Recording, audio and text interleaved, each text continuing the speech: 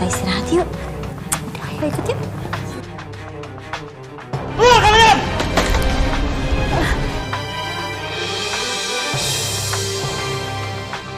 Cerita dimulai dengan diperlihatkan sebuah keluarga yang sedikit agak tegang karena suaminya yang baru aja 2 hari di rumah sudah mau pergi lagi karena ada proyek yang harus cepat diselesaikan.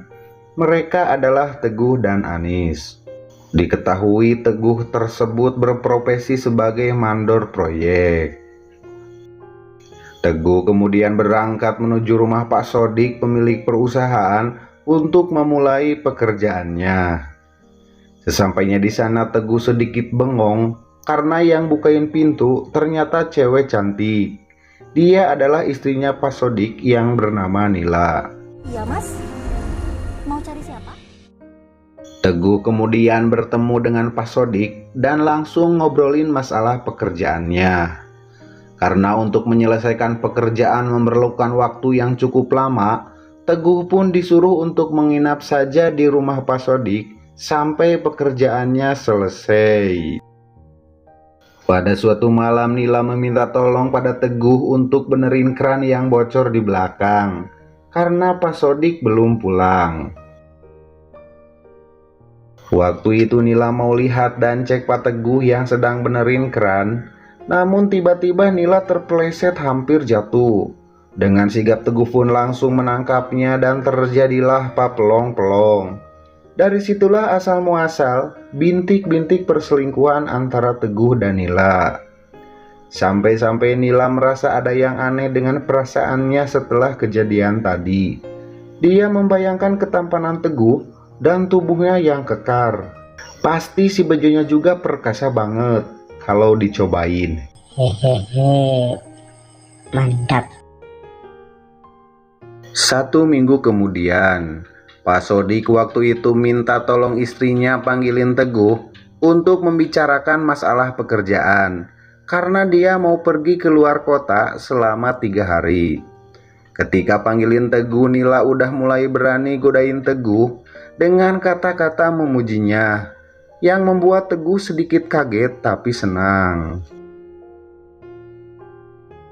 Teguh kemudian langsung temuin Pak Sodik di depan yang sedang ngopai. Pak Sodik meminta Teguh untuk segera selesaikan proyeknya karena akan ada proyek selanjutnya. Pak Sodik kemudian kasih Teguh bayaran atas hasil pekerjaannya. Barangkali Teguh perlu untuk biaya anak dan istrinya di kampung. Namun Teguh bukannya kirimin uang sama anak istrinya, dia malah poya-poya di bar bersama teman-temannya sampai oleng parah. Sementara di kampung, Anis terus-menerus telepon Teguh, namun tidak diangkat-angkat. Dia kebingungan, udah seminggu ini Teguh tak kasih kabar dan tidak kirimin uang.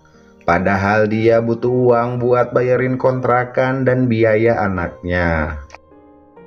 Cerita kembali ke rumahnya Pak Sodik. Nila terlihat di sana lagi mondar-mandir nungguin Teguh. Karena sudah malam begini, Teguh belum pulang juga. Dan entah kenapa Nila merasa kangen dengan Teguh dan membayangkan singkong bakarnya. Tak lama kemudian Teguh pun datang dengan sempoyongan. Dia oleng parah habis cincau kebanyakan. Nila pun langsung menghampirinya dan membantu Teguh membawanya duduk di atas kursi. Suami gak ada, tapi aku pingin singkong bakar. Yaudah, kita istirahat yuk. Di mana? Udah, ayo ikut yuk.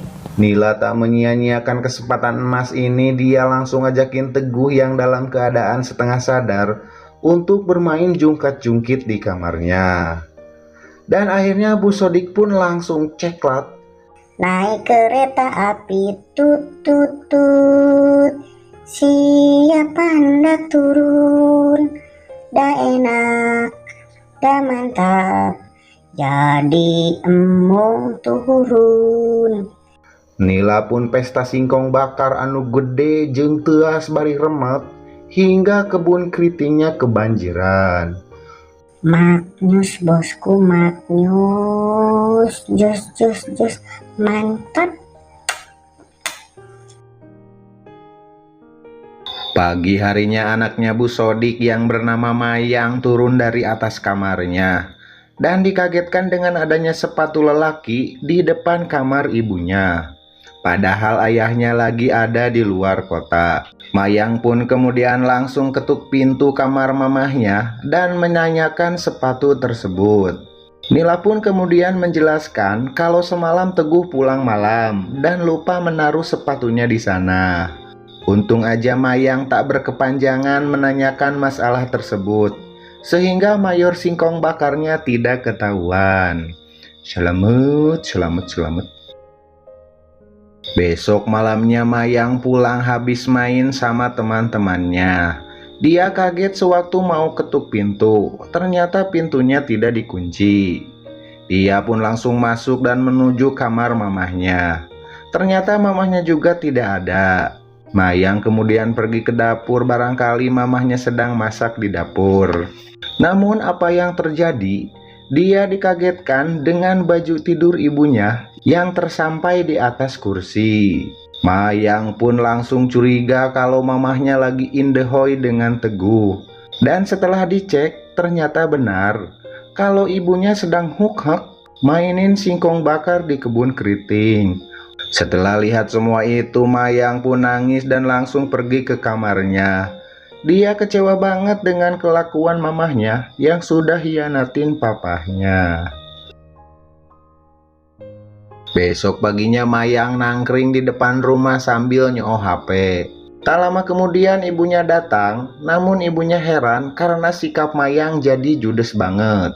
Dengan wajah judesnya Mayang bertanya sama ibunya kalau semalam ibu kemana. Dan dengan wajah watados, Nila bilang kalau semalam ibu habis main dari tetangga.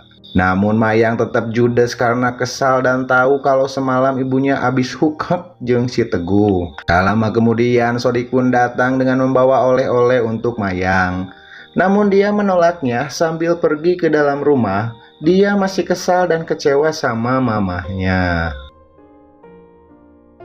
Pada suatu malam untuk menjebak ibunya agar ketangkap basah kelakuannya, Mayang meminta papahnya untuk anterin dia nonton film ke bioskop.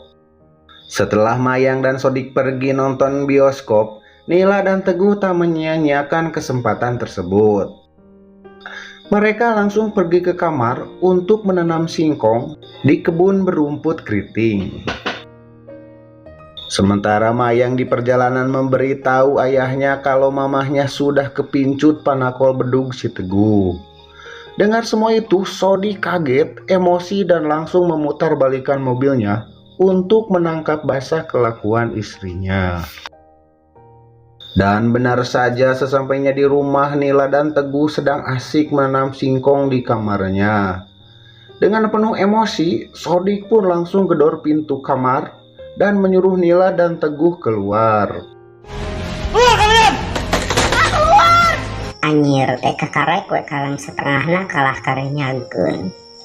Nila dan Teguh pun keluar dan memohon ampun sama Sodik. Namun Sodik sudah habis kesabarannya. Nila dan Teguh pun akhirnya diusir dari rumahnya. Rasain goblay. Aku gak mau lihat muka kamu lagi di rumah ini. Pergi dari rumah ini. Teguh kemudian pulang ke rumah di kampungnya. Namun apa yang terjadi? Teguh dapat karma atas perbuatannya. Istrinya Anis selingkuh dengan laki-laki lain selama Teguh di perantauan. Buka!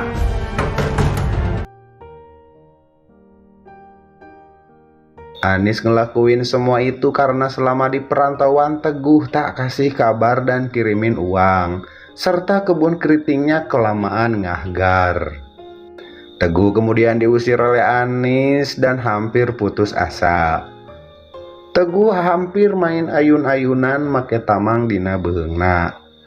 Tamat dengan ending cukup membagongkan.